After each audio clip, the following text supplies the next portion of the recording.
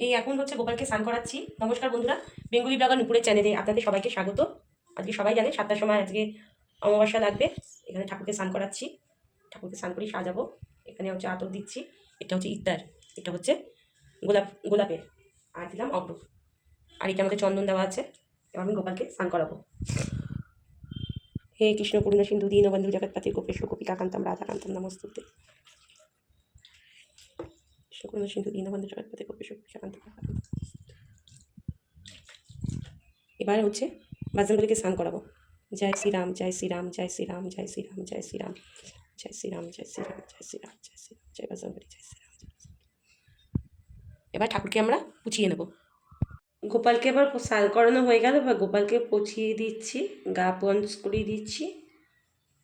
এটা হচ্ছে আমার ঠাকুমা দিয়েছে একটা গোপাল, আর ওখানে দেখুন ওখানে একটা ছোট্ট গোপাল। এতে স্নান করিয়ে দিলাম। এবার এতে জামা কাপড় পরাবো।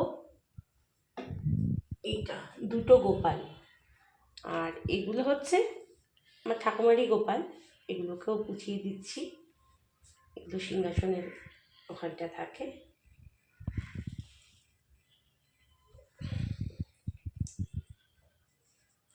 সবার প্রথমে আমার এই গোপালটা ছিল।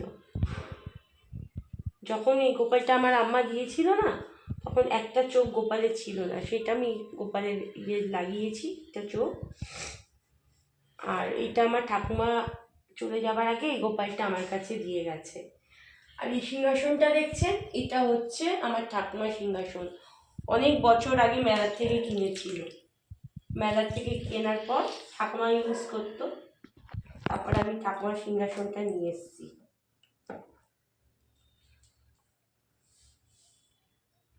আস্তে আস্তে করে এবার সাজাবো ঠাকুরকে, স্নান টান করিয়ে নিয়ে তারপর সাজাবো। আর আমি এটার মধ্যে হচ্ছে শিব রাখি, এটার মধ্যে হচ্ছে আমার শিব ঠাকুর আছে, এটার মধ্যে আমি শিব রাখি। আজকে তিল দিয়ে শিব ঠাকুরকে স্নান করাবো। তিল, আতর, তারপর হচ্ছে ইত্তার, মধু, ঘি এগুলো দিয়ে শিবকে স্নান করাবো। দেখছে এই তেজপাতা,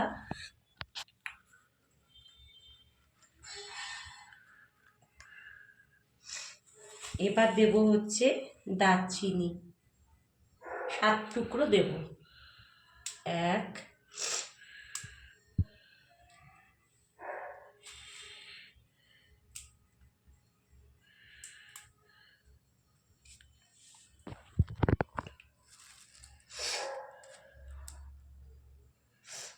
এগুলো পরে জ্বালাবো, এগুলো রেডি করে রাখলাম।